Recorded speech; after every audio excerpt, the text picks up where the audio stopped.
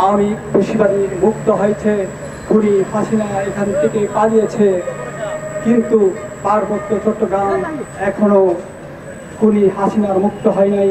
পার্বত্য চট্টগ্রামে সেই খুনি হাসিনার দোসর, খুনি হাসিনার গডফাদার এই সুপ্রদীপ চাকমা তখনকার সময় খুনি হাসিনার নিয়োগপ্রাপ্ত পার্বত্য চট্টগ্রাম উন্নয়ন বোর্ডের চেয়ারম্যান হিসেবে নিয়োগপ্রাপ্ত এই সুপ্রদীপ চাকমা দেখা যাবে পরবর্তীতে আবার পার্বত্য চট্টগ্রামের উপদেষ্টা হিসেবে নিয়োগ পায়।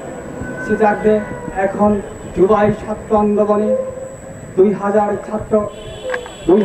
ছাত্র ঢাকা রাজপথে বলিদান হয়ে রক্ত হয়ে আজকে যেভাবে করে আত্মবলিদান দিয়েছেন 50,000-এর অধিক ছাত্র নেতা পঙ্গুত্ব বরণ করছেন। এরই মাঝে আজকে তখনকার সময়ে যেটা হয় সে পার্বত্য চট্টগ্রামে খাগড়াছড়ি তথাকথিত প্রতিমন্ত্রী কুচেন্দ্রপাল ত্রিপুরা, রাঙ্গামাটির দীপঙ্কর তালুকদার তথাকথিত এমপি দীপঙ্কর তালুকদার, বান্দরবানের তথাকথিত এমপি বীর বাহাদুরের পোষ্যপুত্র হিসেবে পরিচিত ছিল এই সুপ্রদীপ চাকমা। সেই সুপ্রদীপ চাকমা পরবর্তীতে দেখা যাবে আপনার জুলাই আন্দোলনের পরে কোন সিস্টেমে কোন টেকনিকে আবার যে পার্বত্য বলিষ্ঠা হয়েছে তার জন্যে সারা বাংলাদেশের মানুষ টেকনাফ থেকে পেটুরিয়া, রূপসা থেকে পাথরিয়া সব জায়গায় আজকে সবাই একটা প্রশ্ন হিসেবে আবির্ভূত হয়েছে।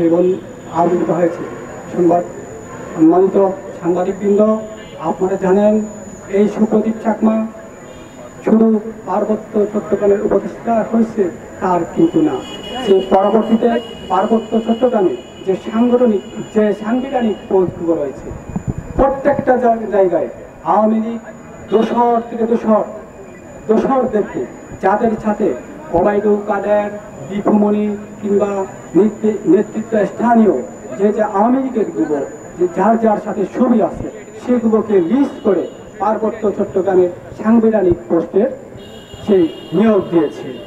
বন্ধুরা, আজকে আপনারা জানেন এই যে ঢাকা তথা এই ঢাকা বিশ্ববিদ্যালয়, জগন্নাথ বিশ্ববিদ্যালয়, ঢাকা মহানগর উত্তর, ঢাকা মহানগর দক্ষিণ, জাহাঙ্গীরনগর বিশ্ববিদ্যালয়, সেই জুলাই বিরোধী সেই জুলাইয়ের ছাত্র জনতা আবার জেগে উঠেছে।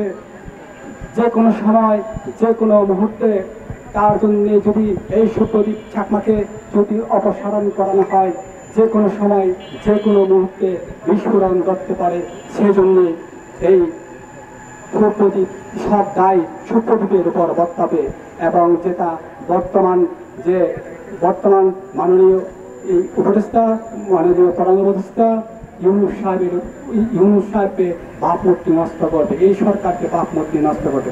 আর জুলাই আন্দোলনের নেতৃত্ব দানকারী যে অ্যাডভাইজার সাহেবরা আছেন, আমাদের দেশপ্রেমিক সেনাবাহিনী, দেশপ্রেমিক নৌবাহিনী, দেশপ্রেমিক বিমান বাহিনী থেকে শুরু করে দেশপ্রেমিক ডিজিএফআই, দেশপ্রেমিক এনএসআই, দেশপ্রেমিক army security unit, SB, DG সবাই প্রত্যেকে এখানে অগ্রণী ভূমিকা পালন করতে হবে। আজকে নতুন এই বাংলাদেশে নতুন এই জুলাই আন্দোলনে বেশিরভাগ বিরোধী আন্দোলনে যে সামনে বৈষম্যহীন সমাজ ব্যবস্থার সামনের দিকে যে আহ্বান হতো, সবাইকে আমাদের ঐক্যবদ্ধ থাকতে হবে। আপনাদের এটা মনে রাখা চলবে না, মনে রাখতে হবে এই পলিটিক্যালি রাজনৈতিকভাবে শেষ বলতে কোনো কথা নাই। এই ফ্যাসিস্ট হাসিনা কিন্তু এখন উঠে পড়ে লেগেছে, আবার কিভাবে বাংলাদেশে ঢুকে তার সে অপকর্মগুলো করার চেষ্টা করবে। আজ কোনো কারণে যদি হাসিনা আবার যদি ভারত এসে রাষ্ট্রীয় ক্ষমতায় অধিষ্ঠিত হয়, আপনারা জানবেন এই কুখ্যাত সুপ্রদীপ, আওয়ামী লীগের গডফাদারের সুপ্রদীপ, আওয়ামী লীগের কঠোর থেকে কঠোর দোষর সুপ্রদীপকে আবার এই তখনকার এই ফ্যাসিস্ট হাসিনা সরকার আবার উপহার স্বরূপ সুপ্রদীপ চাকমাকে রাষ্ট্রপতি হিসেবে নিয়োগ দেবে।